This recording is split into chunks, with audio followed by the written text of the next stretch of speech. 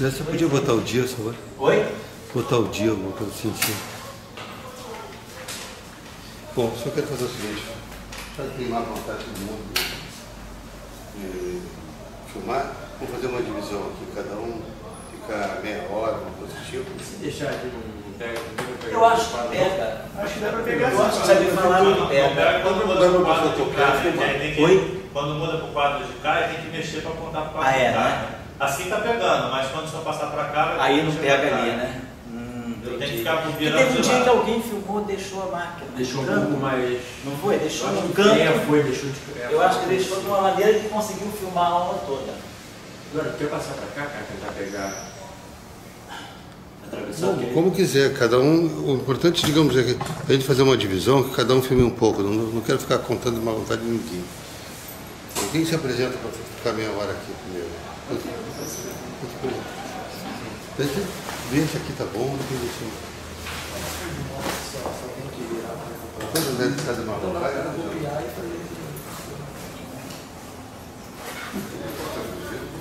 Então a gente já colocado na aula, né?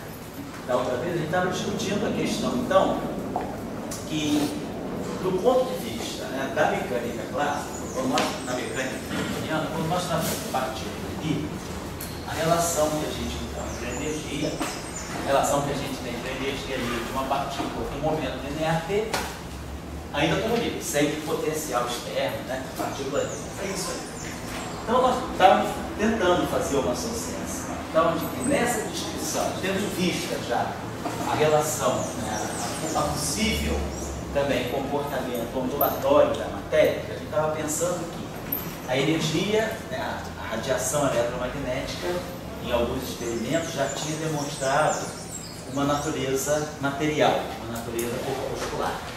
Então a gente associava, né, vamos dizer, a partícula de radiação eletromagnética, que se chama o quanto de radiação eletromagnética, vamos colocar essa partícula entre aspas, né? Na verdade, a terminologia seria o quanto, né, de radiação eletromagnética, né?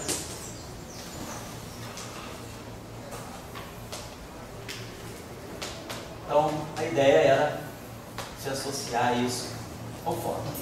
E aí, a ideia que partiu de Planck é que a energia dessa partícula ela é ligada à sua frequência, desse modo aqui, ou se a gente quiser, a gente pode usar a frequência angular e colocar aqui H sobre 2π, colocar cortado, né? Na verdade eu multiplico por 2π e divido por 2π. Então, a relação de Planck, né, ela estabelece uma maneira de eu quantificar materialmente a ideia de fóton. O fóton é caracterizado por uma frequência. A radiação eletromagnética ela é caracterizada por uma frequência e por um comprimento de onda.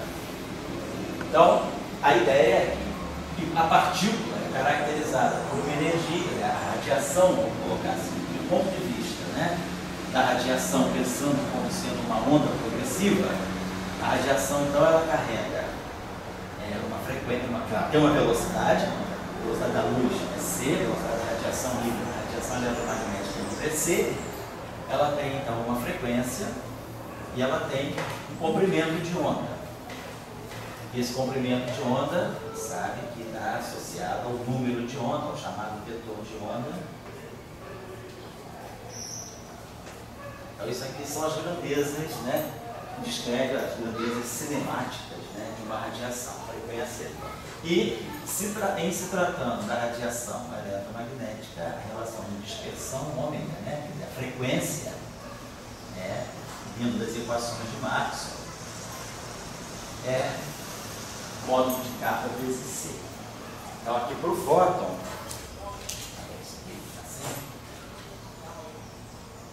então, vezes C.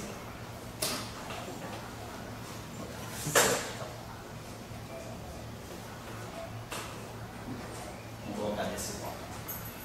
Então, se nós pensarmos que, se eu pegar essa relação aqui, então isso aqui é a relação de dispersão típica do fóton. Se eu pegar as equações de Maxwell, né, tem exercícios que a gente faz lá na física 4, né? Então, se nós pegarmos a equação que ele dá rotacional que é menos dT. E aí a gente faz a ideia de que a gente está tratando de uma radiação livre, que é uma onda plana, monocromática, né? Então a gente tiramos que os campos satisfazem as equações de onda, ou seja, 1 sobre C2, D2 dt2, menos Laplaciano, tanto de E quanto de B, é igual a zero. Então os campos A e B satisfazem uma equação de onda. E depois tem as relações entre eles. Daqui ele sai, quando nós colocamos que isso aqui é uma onda plana monocromática, o campo elétrico é um E0, seno, cosseno de kappa x menos ômega t. Então, o derivado duas vezes em relação ao tempo, o derivado tirando a divergência do gradiente, a gente ganha aquela relação. Então, ômega 2 é igual ao módulo de kappa ao quadrado C2. Ou seja, ômega igual ao módulo de kappa vezes C. Então, isso aqui caracteriza o fato de que a onda eletromagnética se propaga com a velocidade da luz C e a frequência e o vetor de onda são relacionados nesse modo. Então, isso é uma relação que vem nas equações de Maxwell, vou colocar assim. Agora, a ideia foi... A questão do neutrino, isso aí? A questão, a resposta sempre está nessa relação de expressão ali, ali que está a velocidade da luz. Aqui tem uma discussão, né? Aqui a gente tira a chamada velocidade de fase. Depois, o que é a velocidade física, não sei se vocês sabem, sabe isso, não vou perder tempo, não vou colocar tempo nisso agora. Que é a questão da velocidade de grupo, né? A velocidade de grupo, ela vem dessa relação de dispersão. Então, a velocidade de fase pode ser até maior do que a da luz. A velocidade de grupo, não. A velocidade de grupo, ela marca, né? Uma relação de dispersão que tem entre frequência e vetor de onda. Na verdade, no campo eletromagnético livre, as duas velocidades coincidem. Mas quando o campo não é livre, a gente tem que ver o que é a velocidade de grupo. Então, aí sim, a partir da velocidade de grupo, a gente tira a velocidade de propagação. Essa questão do neutrino, aí, claro, tem que ter uma relação de dispersão com os neutrinos, e a partir da relação de dispersão, a gente vai calcular a velocidade. Mas o fato de se é que os neutrinos caminham com a velocidade maior do que a da luz, isso não está claro na física de neutrinos. Quando a gente pega a física de neutrinos e descreve o neutrino, por exemplo, como sendo fermo de Majorana, ou fermo de Weyl, a velocidade dele ali, no modelo padrão, a velocidade do neutrino é a da luz. No modelo padrão vê o neutrino com massa de repouso novo. Se nós introduzirmos, a gente agora entende que o neutrino tem uma pequena massa de repouso, claro que a velocidade dele é menor. Agora, se aparecem neutrinos com velocidade superior à da luz, algum fenômeno pode estar ocorrendo aí e a física, além do modelo padrão, pode modelar. Quer dizer, a própria física de neutrinos, ela está muito mais fora do modelo padrão do que do modelo padrão. Porque o modelo padrão diz que o neutrino tem massa nula. Hoje a gente sabe, pelos experimentos lá do supercaminhante, que o neutrino não tem massa nula. O neutrino tem um limite de massa. A gente sabe que a massa do neutrino, sobretudo do neutrino elétrico, ela é menor, ou da ordem de alguns poucos elétrons volts. Mas a massa do neutrino, você tem o neutrino do elétron, vamos colocar assim. Depois a gente tem o neutrino do nulo. Já a massa dele, a massa de repouso dele, pode ter menor ou da ordem de alguns quilos eletronvolts, 180 cada eletronvolts. E depois o neutrino total, o limite de massa para ele já é na faixa dos 20, 30 médios. Então, se o neutrino total tem uma massa abaixo de 30 médios, pode ter uma massa, nada impede que ele tenha uma massa bem superior à do elétron, que é 0,5 médios. Então, o que a gente tem para os neutrinos são limites superiores de massa. Então, certamente os neutrinos são massivos. Já tem toda uma discussão de neutrinos massivos, toda essa física de neutrinos, né? Um dos grandes pilares da discussão da física de neutrinos é a massa do neutrino. Que mecanismo se tem para entender a massa do neutrino? Aí tem muitas histórias em jogo que ainda não foram finalizadas, não tem um resultado experimental finalizador. Por exemplo, o neutrino de Majorana tem neutrino de Majorana, tem decaimento beta duplo, então aí tem uma série de discussões. Mas vamos supor que o neutrino tenha massa, realmente, então, portanto, ele deveria se propagar com velocidade menor do que a da luz. Se esses experimentos ainda vão ser refeitos, sob consideração, vierem a demonstrar, então a gente teria que pensar qual é o mecanismo que pode estar por trás da física de neutrinos que poderia levar esses neutrinos a terem uma velocidade maior do que a da luz. Então, sabe que essa física, além do modelo padrão, ela tem uma série de mecanismos, né? Não tem mecanismos de conceitos, de ideias que poderiam até dar uma cobertura para esse resultado aí. A questão das dimensões extras, a questão da relação da simetria de Lorentz, a própria oscilação dos neutrinos. Esses neutrinos oscilam. O neutrino nunca é ele só. O neutrino do elétron, ele caminha por um certo tempo, aí ele vira neutrino do muon, depois ele vira de novo neutrino do elétron. Então o neutrino ele tem uma oscilação. Você não pode dizer que o neutrino do elétron ele vai ser 100% neutrino do elétron. Eles oscilam, tem um problema chamado das oscilações de famílias de neutrino. Então isso é uma questão típica dos neutrinos, bem conhecida, essa discussão aí é bem conhecida. Então, a questão é, nesses processos que os neutrinos oscilam, né, o tempo que ele leva oscilando pode ser um tempo, porque esse neutrino ele pode adquirir, ele entra num processo meio tipo virtual. Então, uma partícula virtual pode ter velocidade de propagação maior que a da luz. Então, tem muitos mecanismos, eu não sei aí, tem os especialistas em física de neutrino, tem toda uma tribo dentro da física de altas energias, é física de neutrino. Então, tem muitos modelos, muitos mecanismos que podem ser vislumbrados. Um mecanismo muito típico de neutrino é o mecanismo das oscilações. E esse mecanismo das oscilações, nunca ninguém pensou, mas pode ser que esse mecanismo das oscilações de família, né, das mudanças de família, o neutrino transita de família, porque o elétron se propaga, ele é sempre elétron. O muon se propaga, ele é sempre muon. Mas o neutrino do elétron, ele se propaga, ele vira neutrino do muon. Depois do neutrino do muon, ele pode virar neutrino do elétron de novo. O neutrino do tal flutua, ele também vira neutrino do muon, depois vira ser neutrino do tal. Então, há essa oscilação nas famílias de neutrino.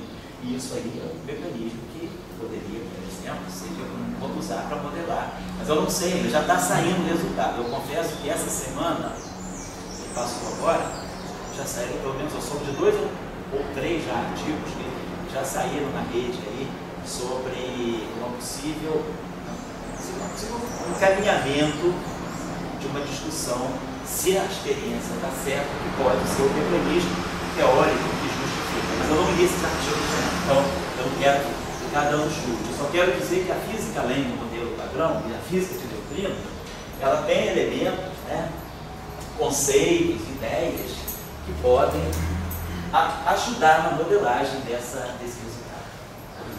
Eu queria fazer o seguinte, a questão da velocidade da luz, né? A luz é uma onda e uma partícula, certo? Uma coisa, se ela é uma partícula, para ter velocidade da luz, ela tem que ter massa zero. Para ser como onda, ela é vista pela relação de dispersão. Isso, como onda é vista pela relação de dispersão, né? Você poderia fazer, era possível você, se tivesse tanto de troca com algumas fontes, sei, e não tem uma velocidade de grupo acima de si. Sei, falar de grupo. Isso seria surpresa. O caso do neutrino aqui. Você teria a velocidade de grupo, você não esperaria ser maior do que mas você tirou de uma lagrangiana que é invariante teórica. Certo. Fica muito mais. O que eu entendo... Não, olha, vamos dizer o seguinte, propagar em velocidade maior do que a da luz não diz respeito à ideia. Diz respeito o que é o conceito de cone de luz? Quando a gente está no espaço-tempo e a gente fala do cone de luz, se eu tenho aqui o cone de luz associado a esse ponto, significa que todas as partículas que forem emitidas além desse ponto, e que se propagam com velocidade menor que a da luz, elas estão nessa região. O raio luminoso emitido desse ponto, ele se propaga nesse cone de luz e nesse pedaço, nessa superfície do cone de luz. Agora, eu tenho também a região externa, que é a região space-light, onde eu tenho, eu poderia ter objetos, eu tenho eventos, né, que não são causalmente relacionados, que estão aqui. Então, aqui é a região de propagação maior que a velocidade da luz. Então, o que a gente sabe é que na relatividade especial, Nada me impede que eu tenha objetos que se propaguem com velocidade maior do que a da luz, são obstáculos. Eu tenho cargas. Agora a questão é saber o significado físico obstáculo, saber dizer se eu tenho uma partícula que se propaga fora do cone de luz, ou seja, ela se propaga com uma velocidade maior do que a da luz, como é que eu posso estabelecer uma física para ela? Não é de hoje que já se discute isso. Já na década de 60, na década de 70, tem autores que discutem, que tentam dar significado físico a esses tacos. Como é que eu posso falar de uma física de tacos, de uma física de objetos que se propagam com velocidade maior que a da luz? Tem um nome, se alguém quiser procurar aí nos papers, na rede, tem um nome que está ligado a essa instituição aqui, um nome bem conhecido. É o seu primeiro nome, não sei se é certo, mas o sobrenome é americano. Ele é um cara lá da Sicília, um italiano da Universidade de Palermo. Ele trabalhou muitos anos, vem trabalhando muitos anos sobre a questão de dar significado aos tacos, objetos que se propagam com velocidade maior que a da luz. Então a relatividade restrita, ela não diz que não pode haver objetos com velocidade maior que a da luz. A questão é se esses objetos são físicos ou não. A ideia é que partículas físicas, as partículas que nós conhecemos, né, todas as partículas elementares, elas se propagam, elas obedecem a essa relação, elas se propagam com velocidade menor que a da luz. Agora, o aparecimento de uma partícula com velocidade maior que a da luz significa uma partícula com comportamento taquiônico. Isso aqui não está violando a relatividade especial, está apenas dizendo o seguinte: eu teria uma partícula agora que se propaga fora do cone de luz. Agora, o que significa uma física, uma partícula que se propaga fora do cone de luz? É uma discussão bem completa, uma discussão assim, é uma física à parte. Então, eu não diria que a gente está com isso, está matando a relatividade especial. Claro que não. Está apenas dizendo que aparecem partículas que estão fora do cone de luz. Agora, na teoria que fizer, na interpretação do Einstein, todas as partículas físicas ficariam dentro do cone de luz, portanto, todas com velocidade menor que a da luz. Agora, a questão é como é que eu vou reinterpretar partículas que eventualmente se propagam com velocidade menor que a da luz. Respeitar Einstein, fazer uma Lagrangiana diferente de lógica. É só isso, depois o resto é consequência. Tem ele Lagrangiano, se tiver uma que ande aí de outra maneira, já respeitou Einstein. Essa é a Einstein, assim, sem Lagrangiano, tem os nominais meio de mecânica, né? Assim, quer dizer, e eu acho que no mundo atual, né, a visão é de Lagrangiano, né? Quando a gente pega o mecanismo de Higgs, a famosa partícula de Higgs, o campo de Higgs, quando a gente olha o Lagrangiano, né, a densidade de Lagrangiano, que descreve o campo de Higgs, antes da quebra espontânea de simetria, esse campo de Higgs, se ele tivesse velocidade maior que a da luz. A partícula de Higgs, antes da transição de fase do universo, ela tem velocidade maior que a da luz. E é fundamental que isso aconteça para que haja quebra espontânea da simetria e todas as partículas ganhem massa. E quando a gente fala do mecanismo de Higgs, que o campo de Higgs faz a quebra espontânea da simetria, e a partir daí a interação de todas as partículas sem massa com o campo de Higgs, depois desse mecanismo, faz com que essas partículas sem massa se tornem massivas, que entrou em ação foi esse mecanismo de Higgs. Para acontecer o mecanismo de Higgs, antes de haver essa transição de fase das partículas deixarem de ter massa nula e passarem a ter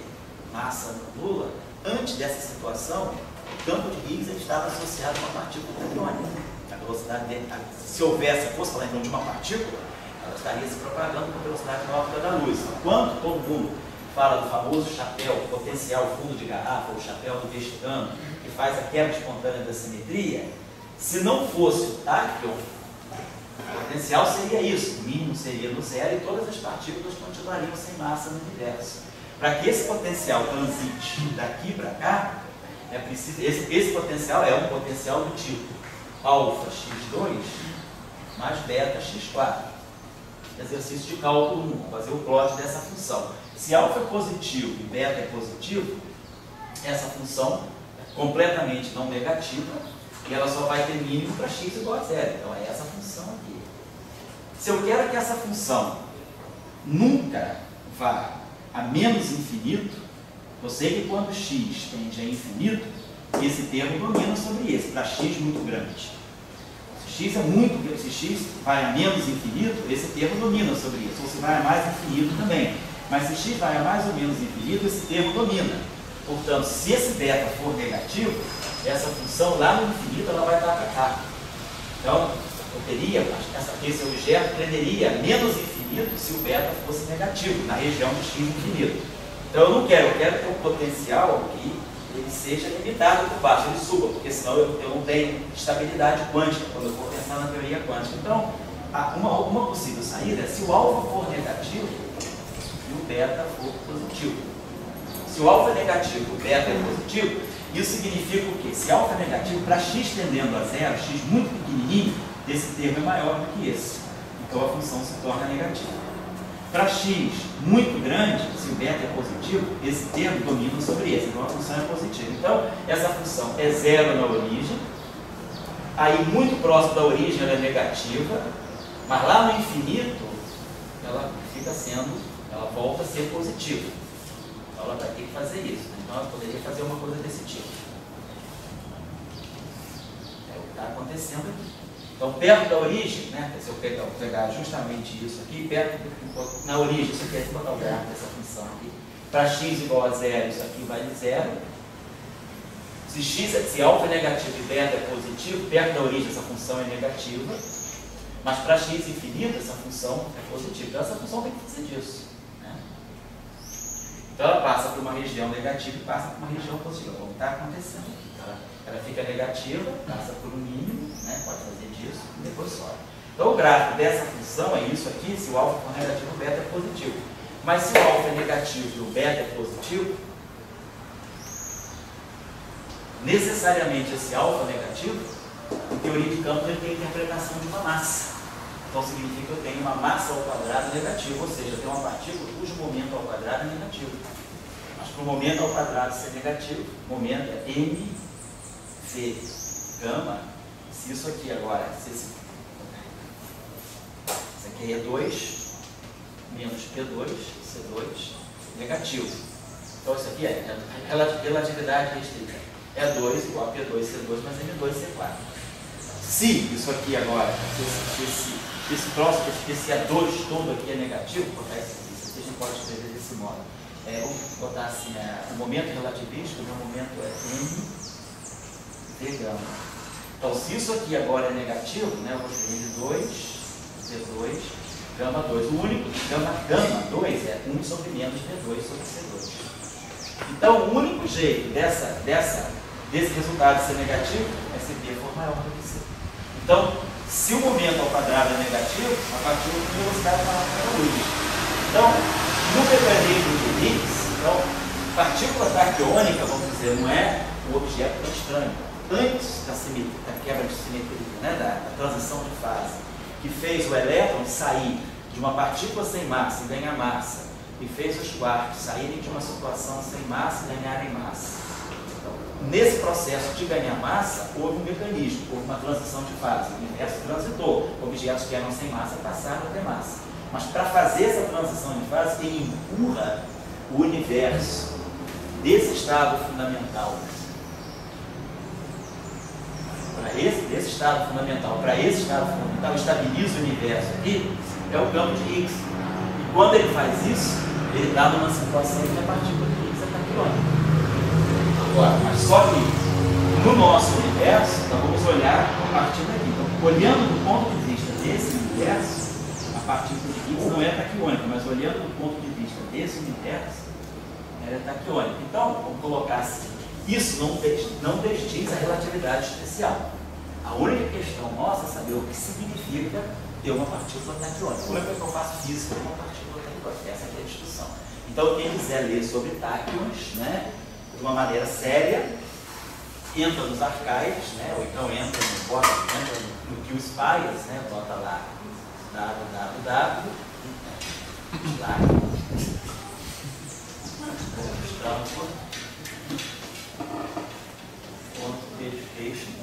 Spires.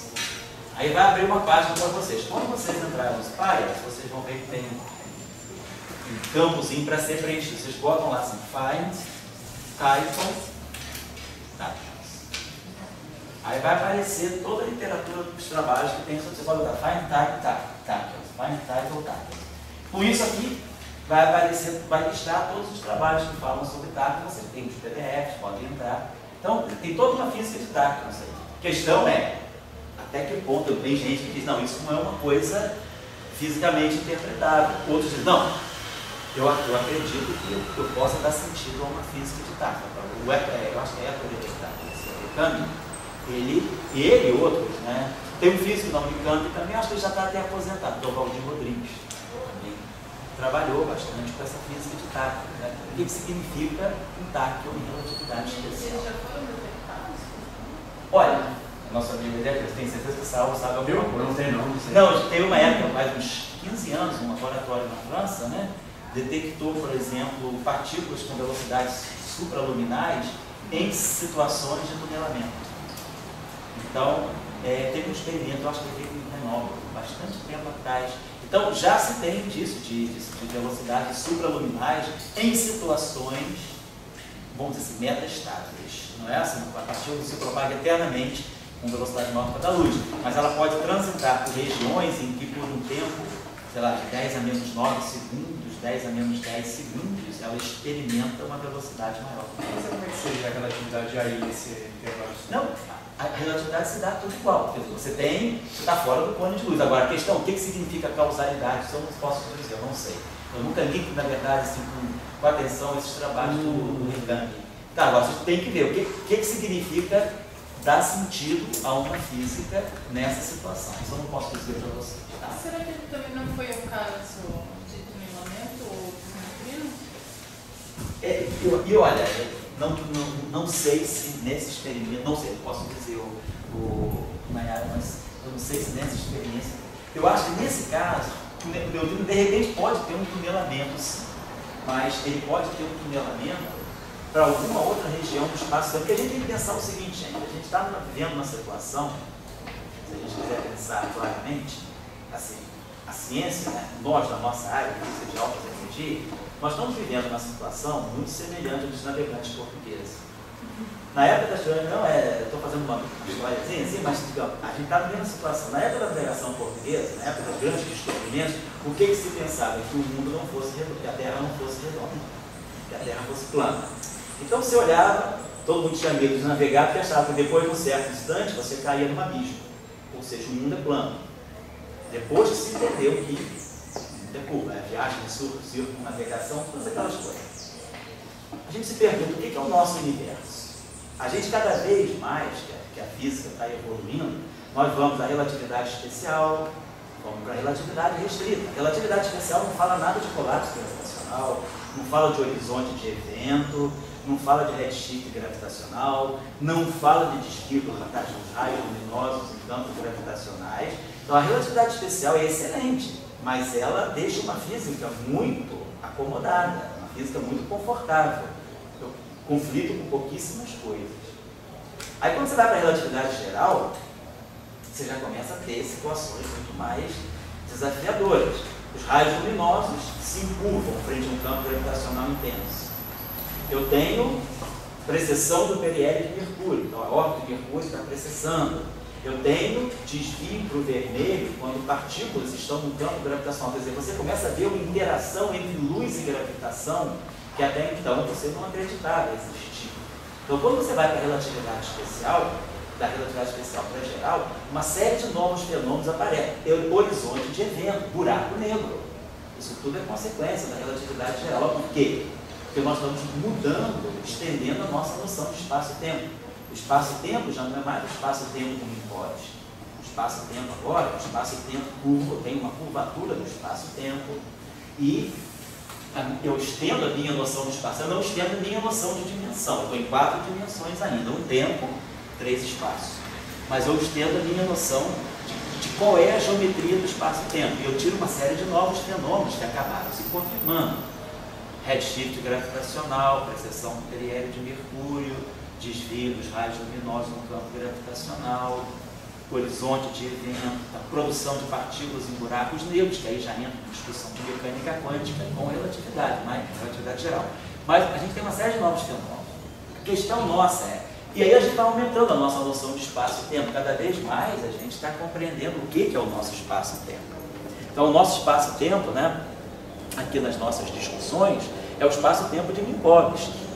E esse espaço-tempo de Minkowski é caracterizado por uma simetria, que é a simetria de Lorentz, da onde eu tiro as transformações de Lorentz também. Mas o que é importante no espaço-tempo? O que é importante no espaço-tempo é justamente a estrutura causal, que são os cones de luz. Dado todo ponto, qualquer ponto do espaço-tempo que eu traço, meu cone de luz.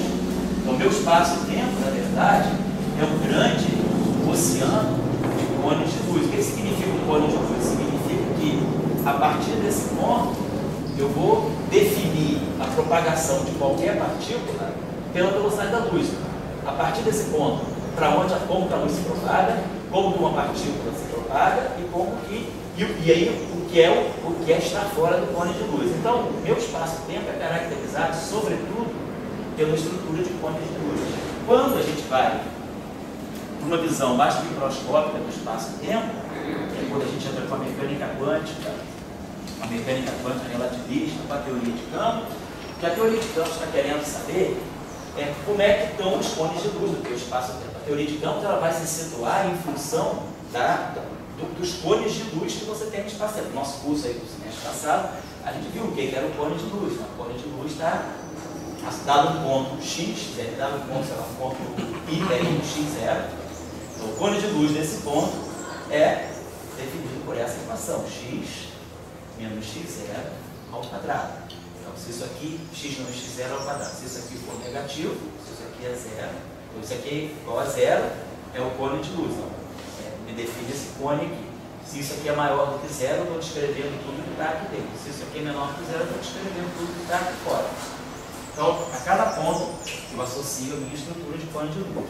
E aí a gente começa a entender que o grupo de Lorentz, a simetria de Lorentz, ela é pequena demais. Ela não é tudo que o espaço-tempo tem. O espaço-tempo tem mais simetria do que Lorentz.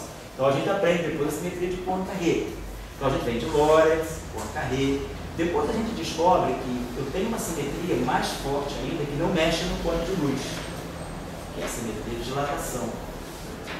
E depois eu me pergunto, será que isso é tudo? Aí a pergunta que a gente faz é, qual é a deformação, qual é a transformação máxima que eu posso fazer no espaço-tempo sem mexer nos cones de luz? Se eu não mexer nos cones de luz, a mecânica quântica fica bem. Eu não perco nenhum problema, eu não perco nenhuma interpretação de causalidade. Então, a estrutura de cones de luz do espaço-tempo é muito importante. Mas, quando a gente estende essa noção ao limite extremo, qual é o grupo de simetria mais amplo possível do espaço-tempo que não mexe nos cones de luz? Aí a gente chega a uma nova simetria, chamada simetria conforme. Então, a simetria conforme, e isso é uma simetria que tem significado físico. Isso não é só uma simetria imaginária ou uma simetria muito abstrata. É uma coisa abstrata, mas o espaço-tempo revela isso. Então, a partir de 68, com os experimentos lá do Slack, chamados experimentos Deep Inelastic Scattering, os espalhamentos espalhamento inelástico profundo, Deep Inelastic Scattering, esses experimentos mostraram que em limites de muito altas energias, a física de partículas, ela respeita, na verdade, a simetria conforme.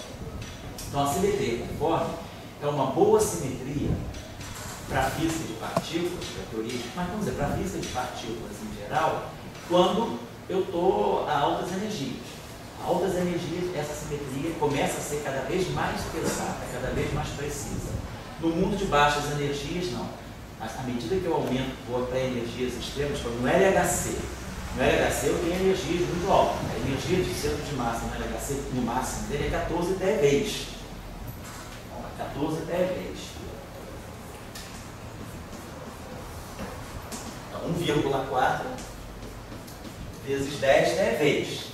Vamos botar isso aqui em GeVs, né? Um TeV são 10 a 3 GeVs. Vamos botar em termos de GeV. 10 a 3 GeVs. Então, isso aqui dá 1,3 vezes 1,4 vezes 10 a 4 GeVs.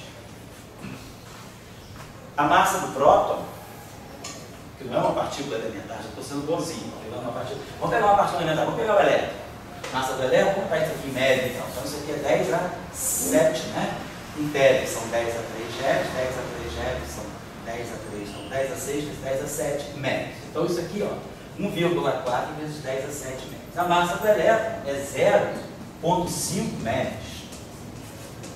Então aqui eu estou falando, ó, de 0,5, 10 a 7, praticamente 8 ordens de grandeza.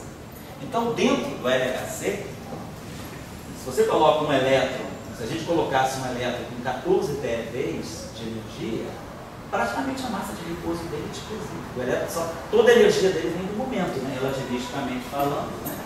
É 2. É igual a P2. C2 mais MC2 ao quadrado. Quer dizer, esse A2 aqui seria 196 TeVs ao quadrado.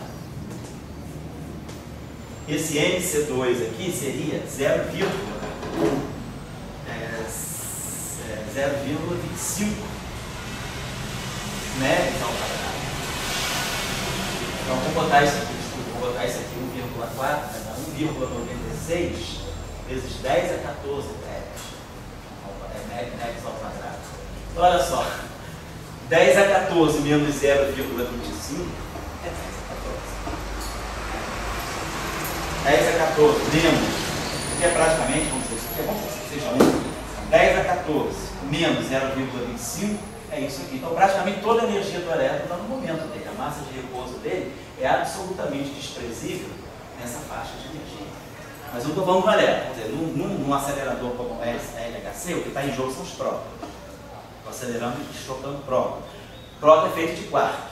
O limite de massa, quark U, quark D, o limite de massa é na faixa de alguns MeVs, né? Então o limite de massa do quark U, por exemplo, é na faixa de 5 MeVs. Então, tá. Se eu tiver um quark acelerado a uma energia, vamos dizer, de 1 TeV, eu vou ter 1 TeV, são 10 a 6 MeVs. Então eu vou elevar isso ao quadrado, vai ser 10 a 12. 10 a 12, o que é 25 frente a 10 a 12? Então no LHC, eu estou numa região boa, de uma, assim, para essas partículas, praticamente toda a energia delas está no momento. Ou seja, as massas são quase desprezíveis. Então eu estou muito próximo de uma situação em que a simetria conforme atua muito bem. Então eu estou falando isso para vocês porque essa simetria conforme, ela não é uma simetria só hipotética ou uma simetria assim, muito idealizada. Ela é uma simetria que se torna cada vez mais exata, cada vez a gente está mais próximo da simetria conforme quando a gente atinge regiões mais e mais altas de energia. Então, a simetria conforme é uma simetria natural do espaço de Minkowski quando eu estou no limite de altíssimas energias.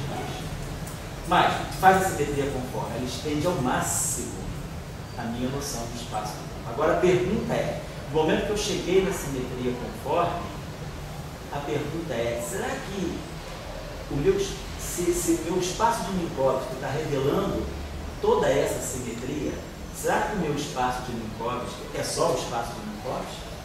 Ou seja, se a gente olha para o horizonte e vê que o mundo acaba ali, a pergunta é, o mundo acaba ali ou tem mundo abaixo daqui? Então, se a gente olha para a simetria conforme, a gente começa a entender que o espaço-tempo de Minkowski é apenas um horizonte plano de um mundo que continua curto. Então, na verdade, com essa visão da simetria, e a simetria conforme a gente sabe o que é. É a simetria associada a esse grupo que é SO2 Isso é um grupo de antidecita? Esse grupo de SO, o grupo de antidecita é SO2. Mas ele, na verdade, ele não deixa de ser também, ele é o grupo conforme do espaço de Minkowski, mas ele também não deixa de ser um grupo de antidecita. Se eu tivesse um mundo de 6 dimensões, ele é um grupo de antidecita do ponto de vista das 6 dimensões, não do ponto de vista das 4 dimensões. Então, o que a gente começa a perceber é que se o espaço de Minkowski revela essa simetria conforme, o espaço de Minkowski é plano. Então, se a gente revela que essa simetria é a simetria máxima desse espaço, na verdade, essa simetria permite que esse espaço-tempo plano seja parte de um espaço-tempo mais geral. Então, na verdade, o que a gente pode pensar é que esse que é o grupo conforme, né? Isso aqui que para o espaço de Minkowski funciona. Está tendo uma intervenção militar hoje aí? Está tendo uma ali? Está tendo? Está tendo? Hã? Os quilômetros eles estão passando essa semana toda. Ah, semana toda? Eles estão passando de pegando. Tem uma autoridade grande nesse campo. Mas é a gente aqui, né? Bom, esqueci disso. Oi. Eu assisti uma palestra de PCD, no setor que trabalhava no espaço diante desse. Isso. E ele citava a simetria conforme que aparecia com um problema, na verdade. Ele não queria ter a simetria conforme. Sei. Ele não queria ter a simetria conforme porque provavelmente ele está com problema de massa. Se você tem massa, a massa viola a simetria conforme. Mas a simetria conforme é fundamental. Se você está fazendo uma física associada a um tecido, a simetria conforme é importante. Justamente toda a questão importante de você trabalhar com espaço diante de tecido é você poder tirar o máximo de proveito da simetria conforme. Eu estou chegando lá. A ideia então, que eu estou chegando, para vocês mostrando que então, talvez exista alguma coisa a mais além do nosso espaço-tempo de Minkowski, é que esse grupo aqui, que é o grupo conforme do espaço de Minkowski, ele ao mesmo tempo, ele é um grupo de Lorentz, de um outro espaço de 6 dimensões. Isso aqui tem 2 dimensões temporais e 4 dimensões espaciais. Então, tem um espaço de Minkowski de 2 dimensões temporais e 4 dimensões espaciais que está diretamente ligado ao espaço de Minkowski. Que a gente descobriu isso aqui pela simetria conforme. Então, esse objeto aqui, na verdade, ele está me mostrando, a gente vai um pouco mais a fundo no momento aqui, está me mostrando o seguinte, que o que nós vemos como nosso espaço de Minkowski é como se o nosso espaço de Minkowski fosse apenas uma borda superior de um espaço quadro 5-dimensional. Imagina esse tipo de uma usina nuclear, né? Imagina um objeto desse tipo aqui, na verdade é um hiperboloide, né? Uma coisa desse tipo. Então, é como se o nosso espaço de Minkowski tivesse aqui, é um espaço-tempo quadridimensional, está todo ele aqui, essa superfície quadridimensional é o nosso espaço de Minkowski, e essa simetria conforme, ela está me mostrando que, na verdade, esse espaço-tempo de Minkowski, ele tem uma continuação, tem um volume aqui, quer dizer, tem um volume 5-dimensional, né, que é a continuação dele.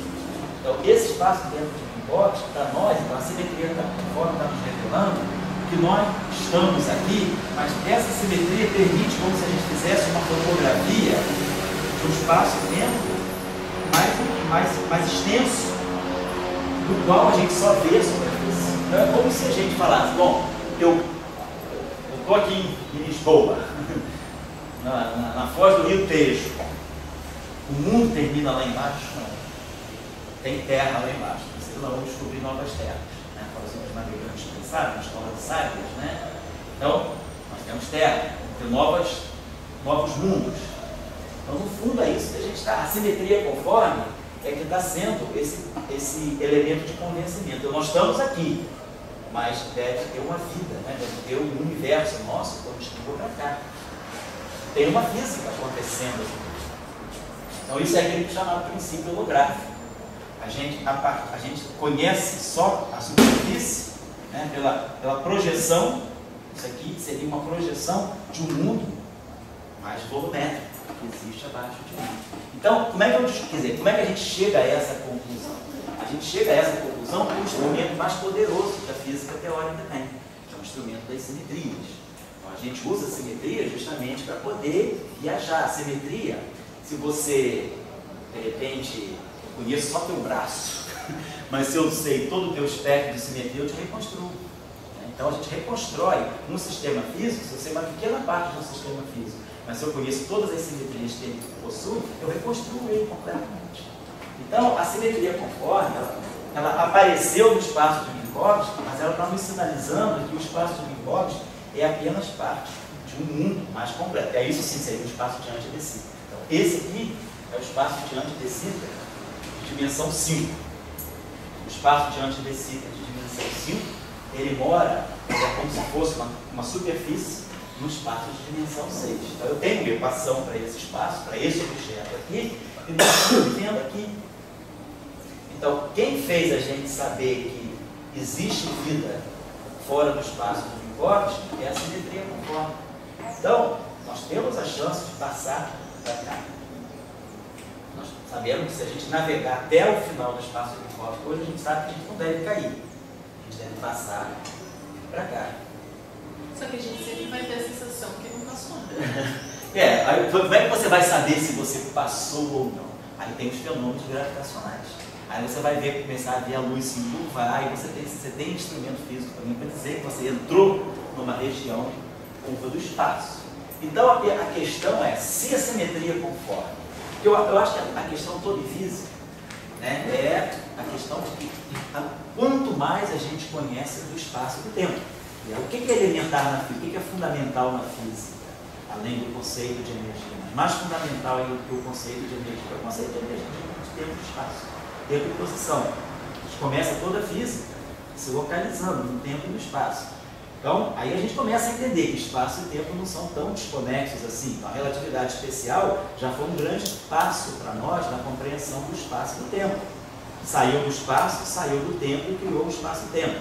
A relatividade geral foi mais longe ainda. Mostrou que além do espaço e tempo estarem conectados, existe uma geometria riemanniana que os conecta, e isso aí pode levar a fenômenos interessantes, os famosos buracos de minhoca, né, que ninguém nunca detectou, mas que se fala então na viagem no tempo. A gente começou a perceber o tempo de uma forma muito mais, vamos dizer, uma forma muito mais desconstruída, né, muito menos assim ortodoxa, quando a gente chegou na relatividade geral. Aí a gente começa a estender, quer dizer, o papel da ciência é progredir. Então, se a gente vai evoluindo com a noção de espaço e tempo, hoje a gente já começa a ver que, na verdade, o espaço de Minkowski, ele não é simplesmente, o nosso universo não está solto aí. Esse nosso universo ele deve ser parte de alguma coisa mais completa. Hoje se pensa que possa ser o espaço diante de si. Então, a questão que a gente se coloca é, será que então esses neutrinos, eles não podem, né, transitar e retornar? Eles podem sair da dimensão do nosso espaço-tempo de 4 dimensões, transitar para uma quinta dimensão, e essa quinta dimensão pode ser um atalho. E agora, como é que ele viaja nesse espaço? Não sei. É possível saber, é claro. Agora é só começar a ver. Então eu acredito que, na verdade, alguns fenômenos que possam acontecer, inclusive no LHC, é porque, na verdade, a gente pode estar, sem querer, começando a realmente perceber a quinta dimensão. E tem uma colaboração do LHC, que é a colaboração Atlas, uma das prerrogativas dela é ver se consegue fazer alguma medida que revele a quinta dimensão. Então, eu diria isso que eu quero falar para vocês, é que se a gente se estende além do modelo padrão, a gente começa a entender que tem uma física fora do espaço de Minkowski, mas que não está desconectada do espaço de Minkowski, que é onde a gente supõe que a gente vive, né? Então, é um pouco isso. A gente, na verdade, não é que a gente deve descobrir tanta coisa de nova. Na verdade, a gente está simplesmente ampliando, né, a nossa ideia de espaço-tempo. Eu acho que isso, por exemplo, não é uma moda na física. Na física tem muitos modismos. Né? A gente tem, é uma moda que dura 1 ano, que dura 2 anos, né? Mas a relatividade geral nunca deixou de ser moda. A relatividade especial nunca deixou de ser moda. A relatividade geral nunca deixou de ser moda. Por quê? Porque ela toca numa coisa que é fundamental, que é o espaço-tempo. E essa discussão aí do grupo conforme, eu acho que o grupo conforme ele é muito revelador para nós. Ele mostra para a gente que a gente tem uma simetria muito ampla. Essa simetria, ela é grande demais para o espaço de Minkowski. Então ela está mostrando que, na verdade, o espaço de Minkowski não está sozinho. Se ela apareceu, ela se revela a nós pelo espaço de Minkowski, a gente é capaz de reconstruir. Nós não fizemos esse exercício no ano passado, o tempo todo, que foi, a partir da eletrostática, construir todas as equações de Maxwell. Então, só conheço o campo elétrico, só conheço carga elétrica. Aí, impulsiono carga elétrica, o movimento em relação à carga elétrica, nós começamos a enxergar um outro campo. Então, o que a gente fez no nosso curso de eletromagnetismo no ano passado? A gente, a partir da eletrostática, construiu a partir do campo eletrostático, construiu o campo magneto-estático, construiu as equações de Maxwell. Por quê? Porque a gente sabia uma parte da teoria. mas sabia a simetria dela. A simetria dela era a simetria de Lorentz, a simetria relativista. Então, o grupo de Lorentz é a simetria das equações de massa. Então, se eu conheço apenas divergência de E igual a ρ sobre ε0, só conheço a lei de Coulomb, mas sei que essa lei de Coulomb ela é parte de um conjunto de leis que são ligadas pela relatividade especial. Então, eu acendo a relatividade especial e ela, a partir da lei de Coulomb, tira a lei de Ampère-Maxwell, e daí eu tiro a lei de Faraday-Lenz e a lei de Gauss-Magnetismo. Então, a gente gera todas as equações de Maxwell a partir de uma pela simetria, que é o que está acontecendo aqui. Eu estou nesse setor do espaço de Minkowski, mas eu sei que esse espaço tem uma simetria que é a de conforme. Então, a partir da simetria conforme, eu posso extrapolar além do espaço-tempo esse espaço de antidecíclico, que sai antidecíclico. Então, aí é bom. Então, talvez eu tenha uma física ligada a esse espaço de antidecíclico, mas que eu só vim descobrir isso agora. Eu conhecia sempre o espaço de Minkowski. Eu acho que é um pouco essa discussão. Então, eu acho que isso é o significado, é o significado, né? O que significa, melhor dizendo, isso significa que nós estamos ampliando, né, o nosso conhecimento do espaço-tempo. Vou colocar aqui dessa forma. Tá bom? Então, voltando aqui, deixa eu reaquecer os motores aqui, que até eu esqueci. Então, estou fazendo esse quadro paralelo aqui. Vamos falar da radiação eletromagnética livre. Então, a radiação eletromagnética livre, ela, das equações de Maxwell, satisfaz a essa relação de dispersão. Porém, essa relação aqui é a relação de quantização, né? Quando a gente introduz a ideia de um quanto de radiação eletromagnética. Então, eu vou pegar essa equação aqui, que é a equação, que é uma consequência das equações de Maxwell, e vou agora, nas equações de Maxwell, introduzir a noção de quantização. Então, vou multiplicar essa equação por H cortado. Então, H cortado ômega é igual a H cortado kappa. Cara, deve ter tido alguma coisa violenta por aí, não é? Alguma coisa aconteceu, cara. Isso sabe? Deve ter acontecido algum assalto grande. Assaltaram um ônibus turístico no Pão de Açúcar, sei lá, alguma coisa. Um brasileiro, certamente, a polícia ia se preocupar muito, mas deve ser alguma coisa com gringo ali, algum troço acontecendo, muito estranho.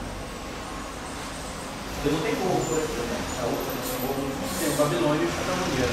Dá para passar para cá, se não dá. Então pode ser antes desse tempo. Algum caminho que os traficantes descobriram aí na quinta dimensão. Esses caras estão aprendendo também. Para sobreviver, eles aprendem até antes desse tempo. Então tá lá. Aqui, então, isso aqui é energia. Isso aqui é o que a gente interpreta agora, em termos de fóton, como energia do fóton.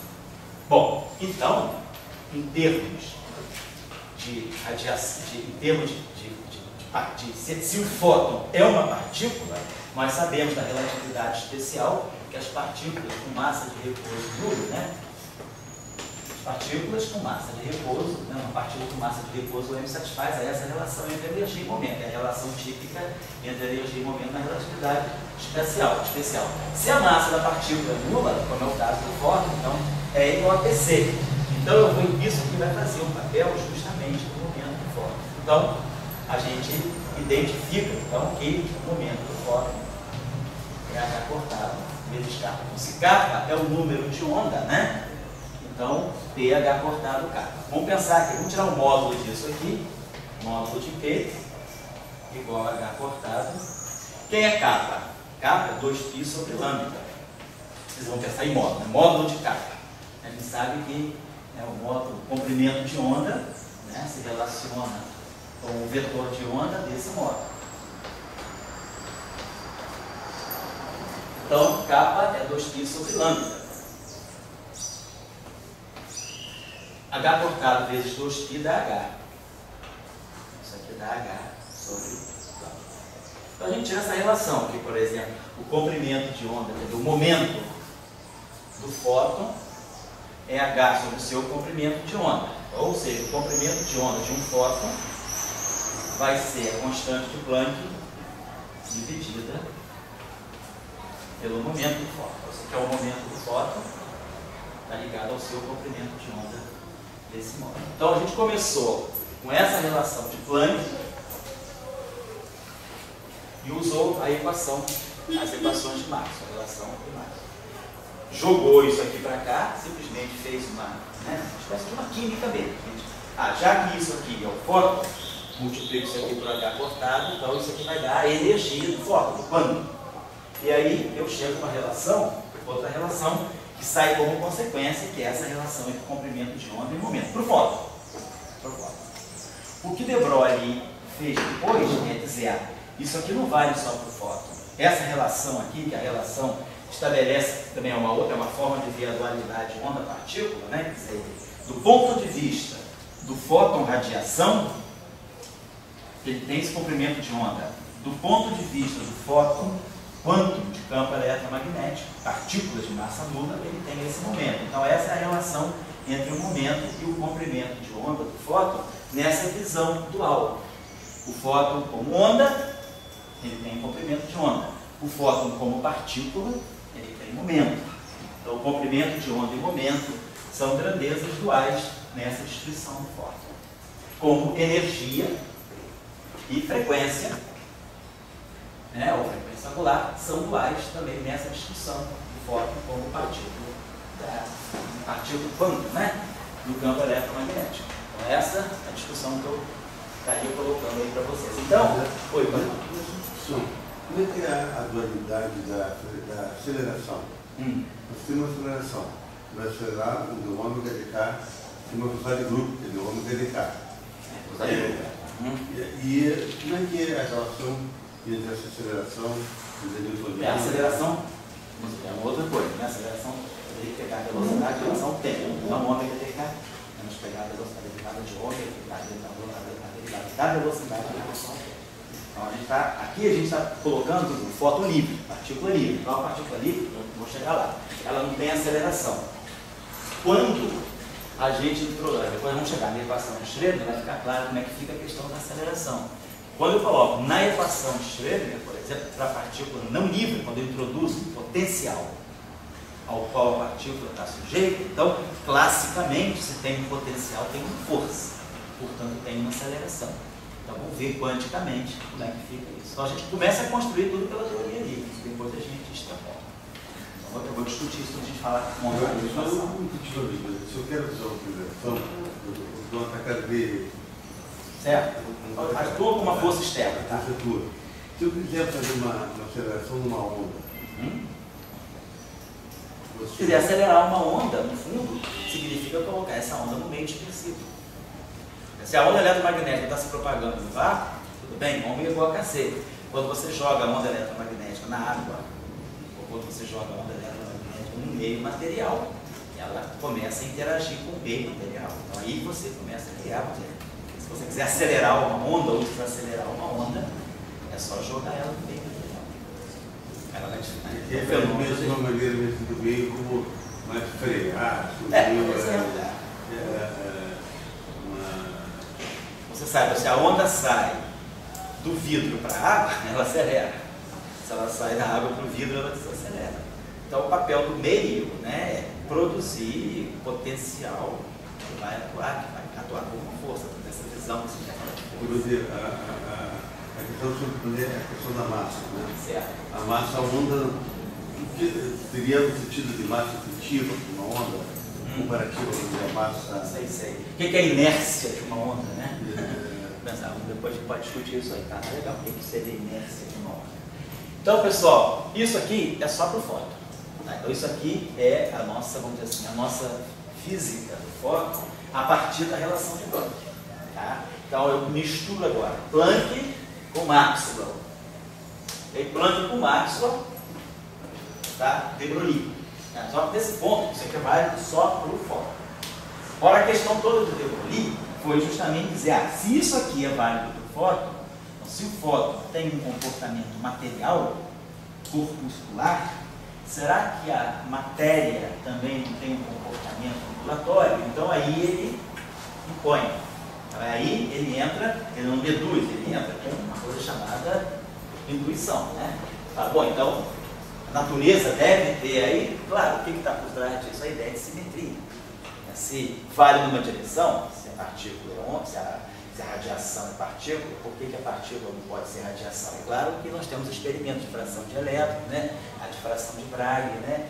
E redes cristalinas mostram que realmente elétrons podem também ter um comportamento ondulatório, a experiência da fenda dupla. Então vamos colocar que a gente já tem, eu deixei com vocês para vocês verem. Tem uma fenomenologia de experimentos que levaram a essas ideias iniciais da mecânica quântica. Então de Broglie impõe aquela relação que a gente deduziu. A partir da relação de Planck, que é imposta, e dessa relação que vem das equações de Maxwell, a gente chega a uma relação entre energia, entre comprimento de onda e momento para o fóton, que é uma coisa natural, porque a gente seguiu simplesmente as equações.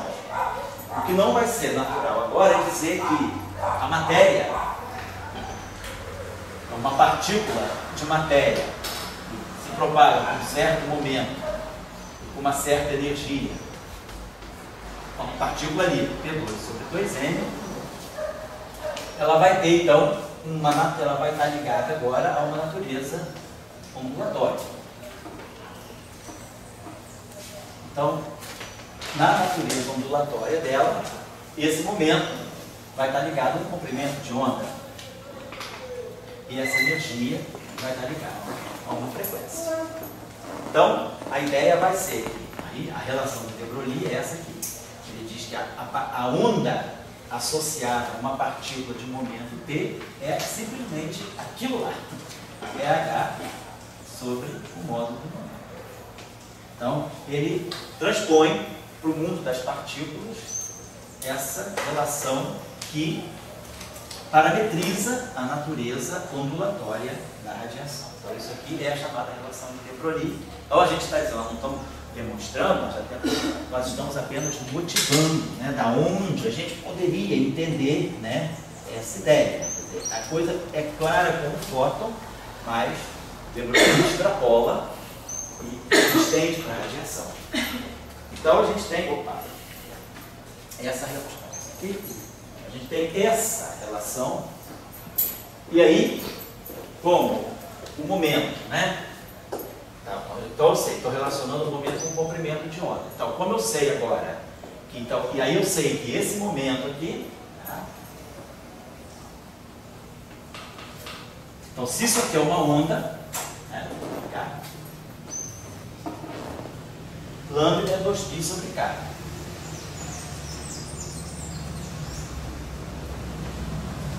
Então, lambda é 2π sobre K, eu coloco isso aqui, então fica T igual a H cortado K. Né? Esse T sobe para cá, esse 2π desce. Então H sobre 2π é o comprimento de onda. Né? Então, eu simplesmente eliminei o lambda aqui, então esse fica P igual a H cortado K. Dessa relação aqui, sai isso aqui. Claro, está usando isso aqui.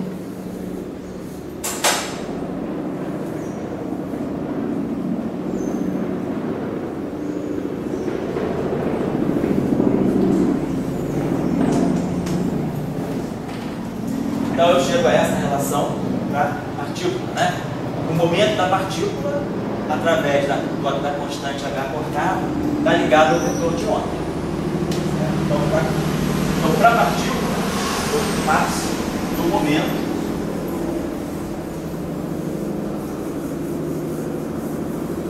dizer para os telespectadores do Brasil que o Rio de Janeiro não é sempre essa guerra não vai ser hoje. Não sei porque o Rio é mais tranquilo do que isso. Podem vir com o CDPF, tem um medo. Então o cara vai pensar que a gente está morando no fogo, né? O CDPF, o cara chega lá, tem tiroteio, não sei como é que aqueles caras da física sobrevivem, como é que tem bala perdida no CDPF. Está dando essa impressão, né? Vai ser bem útil, né? O problema é guerra dos anos 80. Uma vez meus parentes lá do Líbano, em 74, mandaram festa lá deles, uma festa de Natal lá em Beirute, mandaram lá um vídeo pra gente ver o pessoal todo, mas era tanto tiro. Depois a gente começa a descobrir que aqui também está igual o Natal de lá, na guerra de 74, que isso.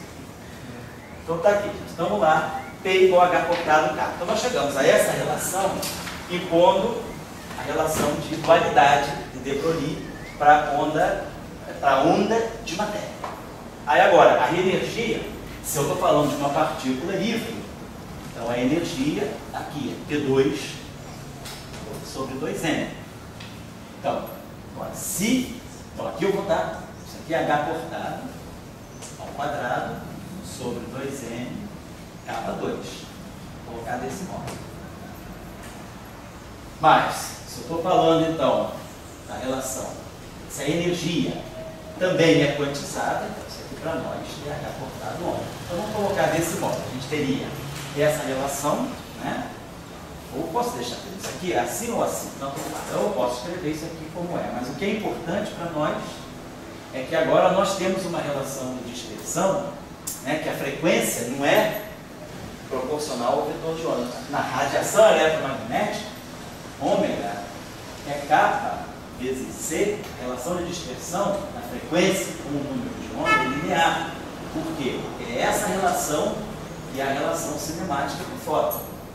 Para a partícula newtoniana, né, para a partícula não relativística, a relação é essa aqui. Então, se eu uso a relação newtoniana, se essa partícula que não é relativística, eu uso essa relação aqui. Então, eu ganho essa relação de dispersão, ômega igual a H cortado sobre 2m K. É a relação de dispersão não relativista.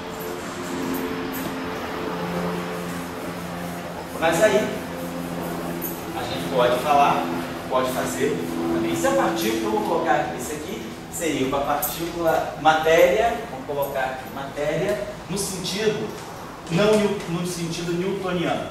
Vamos colocar assim, uma matéria no sentido newtoniano, no sentido clássico, né? Não relativista, no sentido não relativista. Mas se eu colocasse agora, mas eu vou falar de uma partícula relativista.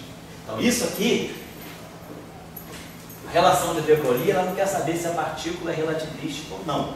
Ela simplesmente diz que se a partícula tem um momento, ela tem um comprimento de onda na sua visão ondulatória. Tá? A relação de partícula, relação ondulatória. Agora, esse momento está ligado à energia. Newtonianamente, ou então, se eu considerar a matéria relativística, se a matéria é relativística, a relação entre energia e momento é 2 igual a P2, C2, mais massa de repouso M2, C4. A relação é bem diferente. A massa nem aparece no denominador. A massa está somada, né, com o momento para dar a energia relativista. Então, se agora eu usar aqui a relação de de Broglie, então aqui nós vamos colocar que nós temos V2,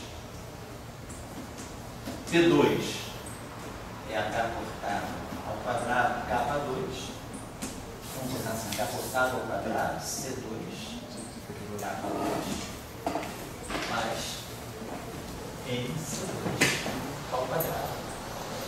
Então, eu teria, aí agora sim, usando a relação de quantização, isso aqui me dá um H cortado ao quadrado com ômega 2.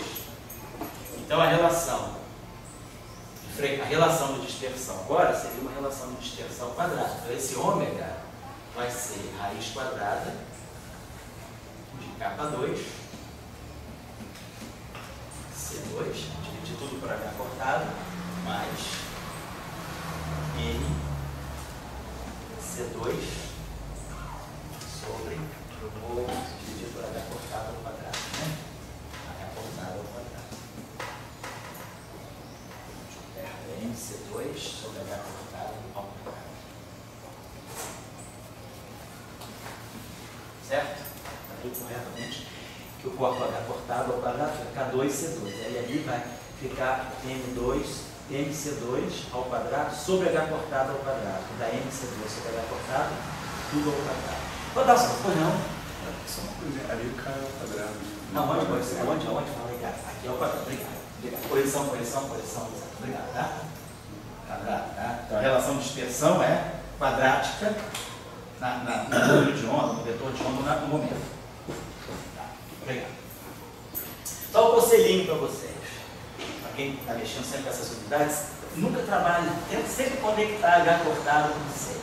H cortado tem o seu valor lá, C tem o seu valor. Multiplicando H cortado por C, essa constante, é muito conveniente trabalhar com H cortado C, porque dá para a gente uma noção clara de dimensão. H cortado C, ele vale aproximadamente 197 MeV vezes. Então, o MeV, nós sabemos, é uma unidade de energia, e o Fermi são 10 a menos 15 metros. Então é bom saber que H cortado C tem dimensão de energia vezes comprimento. Vamos ver isso aqui, ó. Isso aqui tem dimensão de energia ao quadrado. Isso aqui é energia ao quadrado vezes comprimento ao quadrado. H cortado é energia vezes comprimento. Então, H cortado ao quadrado é energia ao quadrado, comprimento ao quadrado. Número de onda é 1 sobre lambda. Então tem dimensão de 1 sobre comprimento ao quadrado. Então, beleza, cancela. Então está tudo certinho.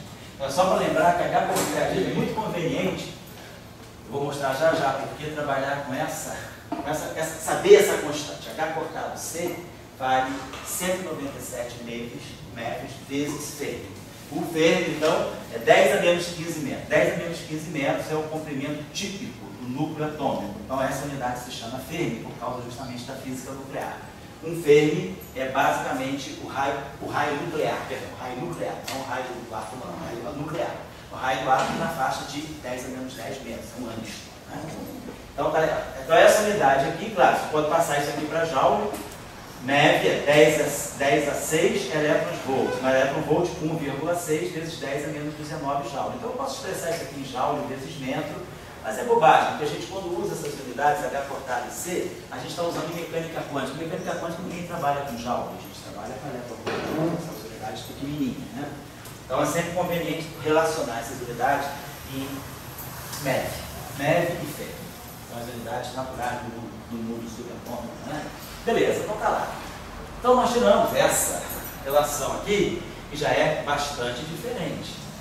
Então, essa relação aqui está me dando a frequência dessa forma. A relação é uma relação quadrática, tanto na frequência quanto no vetor de onda. Então, vamos dizer assim, então, quando nós introduzimos o que é universal nessa distribuição quântica, independentemente de ser mecânica quântica, se eu estou no mundo relativista ou no mundo newtoniano, é que de Broglie estendeu aquela relação típica dos fótons, né, para matéria. Então eu digo, agora eu tenho matéria com momento, uma partícula com um certo momento, ela tem um certo comprimento de onda. Essa partícula pode ser você, sei lá, os teus 70 quilos, né? Então 70 tem um momento, eu tenho 70 quilogramas, estou caminhando com a minha velocidade aí de 1 metro por segundo, né? Então, qual é o meu momento, né? 70 kg vezes 70 kg metros por segundo. Aqui dá um 70, aqui é 10 a menos 34 Joule por segundo. Então, eu digo que o meu comprimento de onda está na faixa de 10 a menos 33 metros. Então, o meu comprimento de onda está pequenininho. Você tira aí rapidinho. Então, dado o momento da partícula, você tira o comprimento de onda. E aí, sendo partícula, ela tem uma certa relação de dispersão. A energia está conectada. Então, a gente copia para a matéria aquilo que a gente sabe lá no fóton. É igual a H cortado ômega, P igual a H cortado K. E aí a gente complementa aqui. Só vou finalizar agora. Então,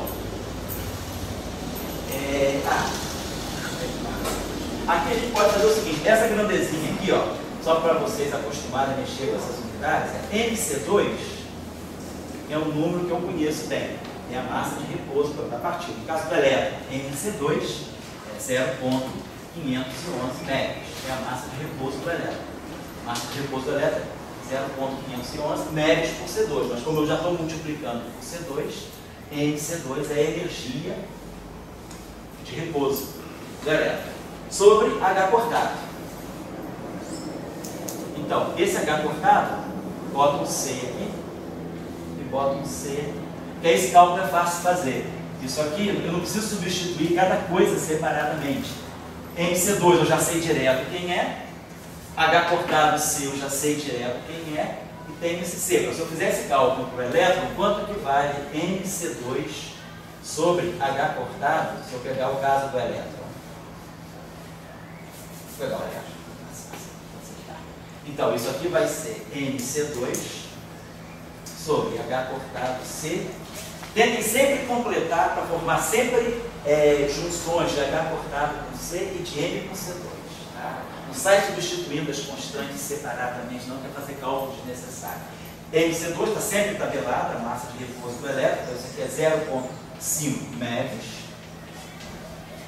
H cortado C, vamos dizer, cálculo aproximado, 200 MeV, então 2, 2 vezes 10 a 2, MeV vezes Fermi, e a velocidade da luz, né? 3 vezes 10 a 8. Vou colocar aqui, deixar aqui menos por segundo.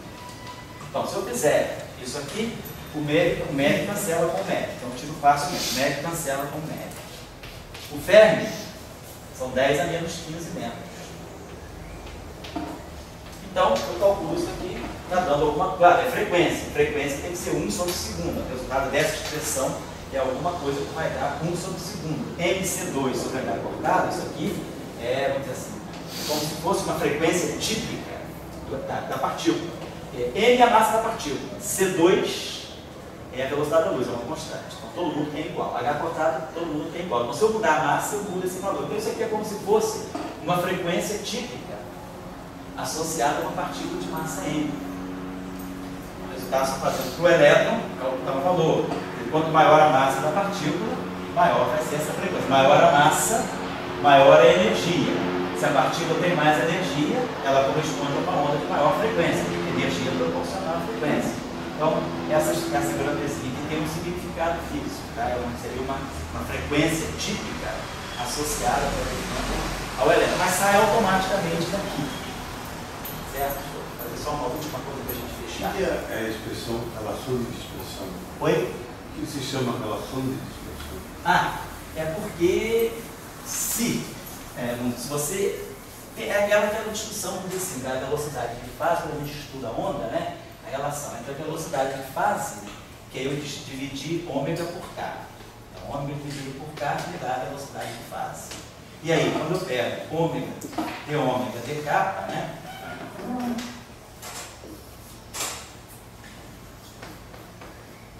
Isso aqui me dá a velocidade bruta.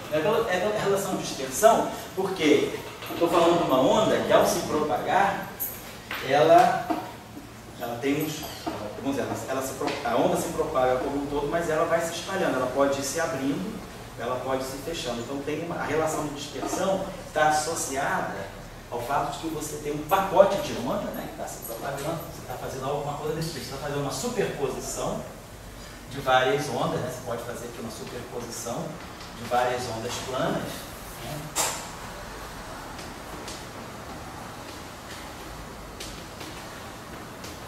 onde essa frequência aqui é uma função de K.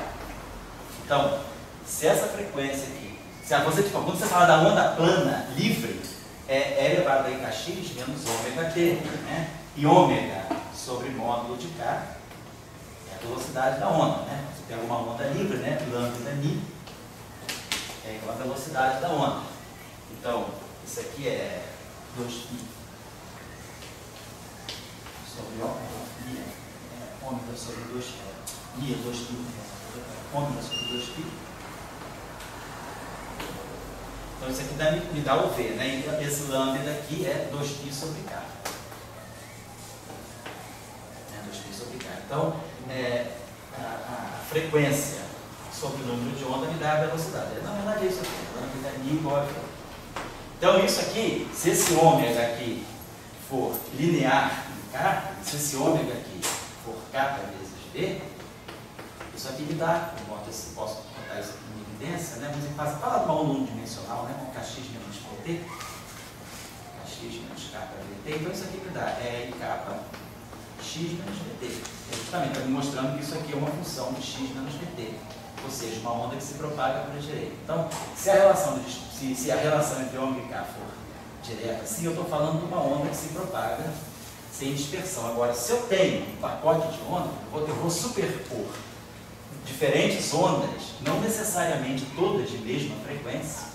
A frequência vai depender do número de onda. Então, para você saber quem é a velocidade de propagação, da onde é que eu tiro x menos vt daqui, o que é que você faz? Você expande isso aqui em torno do número de onda. Então, isso aqui é um ômega de kappa mais d ômega de kappa, ômega de kappa zero, calculado em kappa zero, kappa menos kappa zero. Então, esse termo aqui vai aparecer linear em kappa, que vai se juntar com esse, e vai te dar isso, x menos v de grupo t, fatorando esse kappa. Então, isso aqui é o que está te dando, esse pedaço aqui, esse lado que é linear em kappa, é que está te dando a velocidade de grupo. E isso aqui é o que está te... Essa relação aqui é a relação de dispersão, ela está te dizendo justamente isso. À medida que você propaga essa onda, você está propagando com frequências que dependem do número de onda. Então, isso aqui não é uma propagação ômega, todas as frequências com a mesma velocidade, não tem.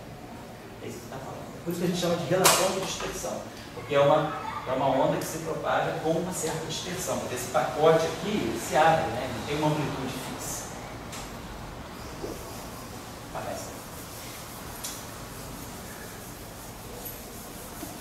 Então, para finalizar com vocês aí, então, o que eu queria terminar é o seguinte. Então, a gente fez a associação, né? Então, o que vocês podem ler agora, para vocês meditarem mais, é um pouquinho a relação, o princípio de dualidade de de Broglie.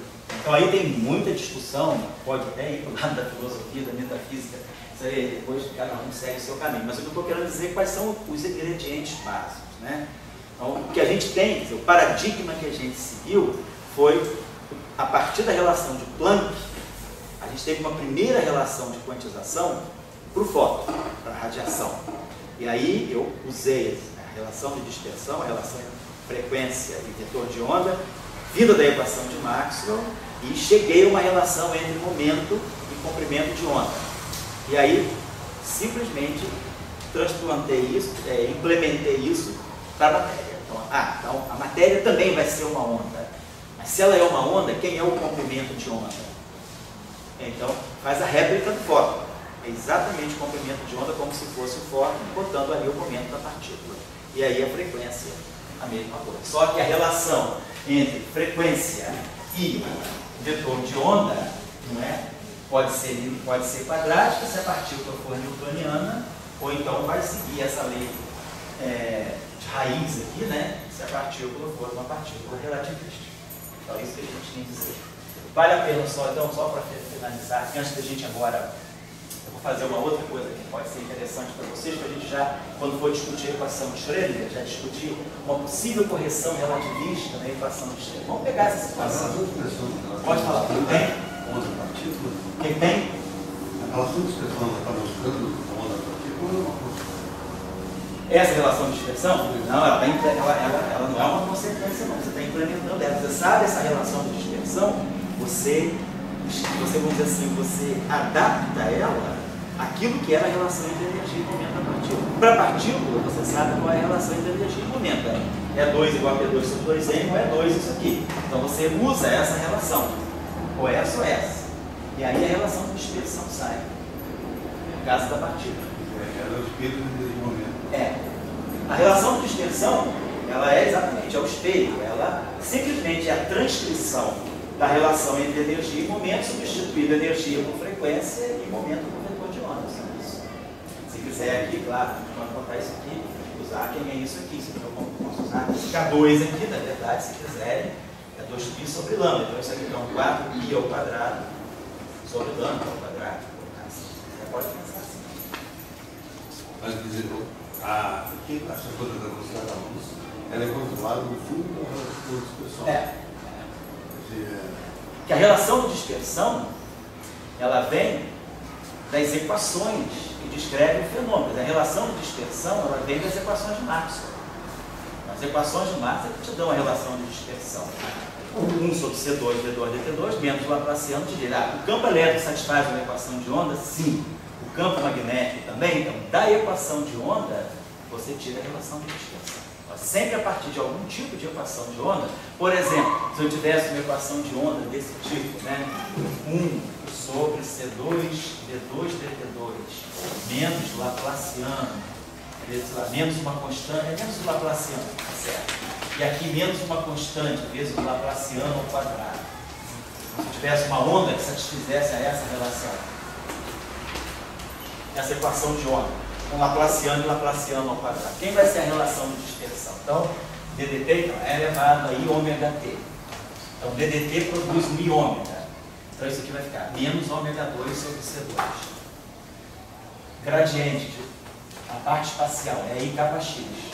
Gradiente da I kappa, o Laplaciano então vai ficar menos K2, vai ficar mais K2. E aqui eu vou ter menos Si kappa 4. Isso igual a zero. Então, a relação de dispersão está aqui. Então, isso aqui mostra mais aqui, boto menos aqui, boto mais aqui. Então, a relação de dispersão seria ômega 2 igual a kappa 2 C2 menos Si C2 kappa 4. Então, aqui a gente já teve uma relação de dispersão diferente. Se o Xi for zero, eu reproduzo a relação de dispersão de Maxwell, as equações de Maxwell. Mas se o Xi for diferente de zero, eu tenho esse termo aqui que está mexendo na relação de dispersão. Eu tenho kappa 4. Não tem nem M2. A relação de dispersão, ela vem da tua equação de campo. A tua equação de campo que fixa ela. Deixa eu parar. Então, vamos fazer uma... Você pode fazer lá pode. Você botar uma equação relativista, você colocar agora. Você pode... Você coloca esse princípio de chamar de princípio de complementaridade, né? Você substitui o momento por H cortado K e a energia por H cortado ômega em qualquer lugar que você estiver. Você implementando isso, você jogou, né, a quantização em cima, você quantizou, você está introduzindo o primeiro passo para a quantização de uma dada equação de ômega. Seja ela qual for, isso é o que eu queria colocar para vocês aqui. Se vocês tiverem, por exemplo, essa relação de dispersão, a relação entre energia e momento. Vou fazer uma pequena pergunta, vamos pensar aqui uma coisa. Suponhamos que nós estejamos num limite em que a partícula é muito pouco relativista. Se a partícula é pouco relativista, isso significa que a energia dela vem pouco do momento, vem mais da massa de repouso. Isso significa o seguinte: PC, que tem dimensão de energia, é 2 aqui é 2 C2. PC, momento vezes velocidade, né, tem dimensão de energia. Isso aqui, não tem que estar trabalhando no limite que isso aqui seja muito menor que MC2. Ou seja, a grande parte da energia da partícula, o momento dela não é tão alto.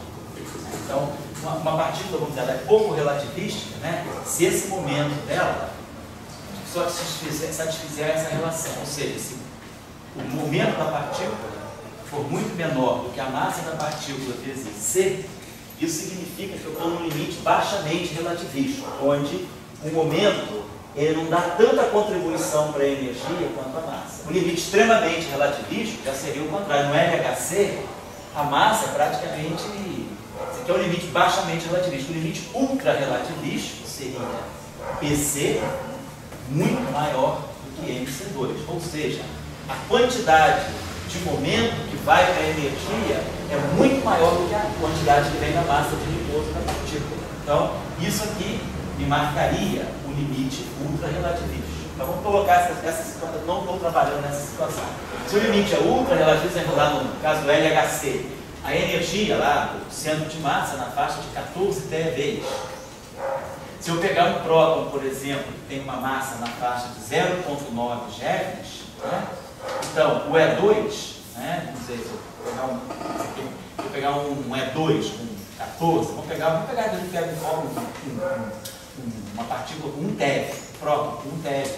Então, E2 vai ser TeV ao quadrado. Então, vai dar um 10 a 6 GeV ao quadrado. TeV é 10 a 3 GeV. E o MC2 é 0,81 GeV ao quadrado. Então a gente vê, por exemplo, que no caso do LHC, toda a quantidade de energia está no momento. Praticamente a massa de repouso nem conta para a energia. Ela é 0,8 em 10 a 6.